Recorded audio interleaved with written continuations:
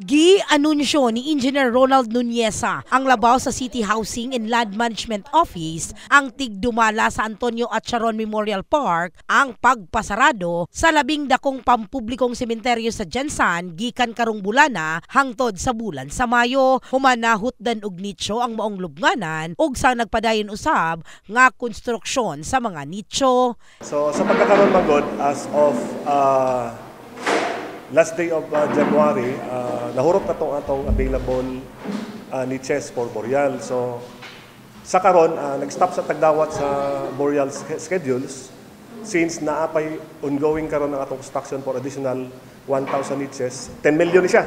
So right now, bisitahan niyo dito na ongoing construction, and I think by May pwede na maka-resume kay during the time na tayo mahuman nga mga niches. So we can again cater our clients para matuloy. Sa karon, padayon ang konstruksyon sa 1,000 plus ka nicho human nahurot, sulod lang sa 3 ka bulan ang dugang 500 plus ka mga nicho. Nabay deadline kung kano sa na ma'am. Kano sa August 20 yata to. So karon sir, pila na kabuking yung mga nahuman? Nakabuhos namin tanan ma'am sa mga pundasyon. Nagsugod na pud mi sa kwan para sa na box na. Apan mahimong makapalubong sa 5 ka sementeryo sa mga barangay sa Jensan, sama sa Kunel, Mabuhay, San Jose ug sa Bawing. Pwede pa na kamay kwan area. Pwede pa. Kung magpalubong diri sir, asa man mo agi? Barangay. O sa may himuon? Magkano permit, barangay permit. Na dili po ang bayad sa kwan sa libor magbuhat sa pansyon mora.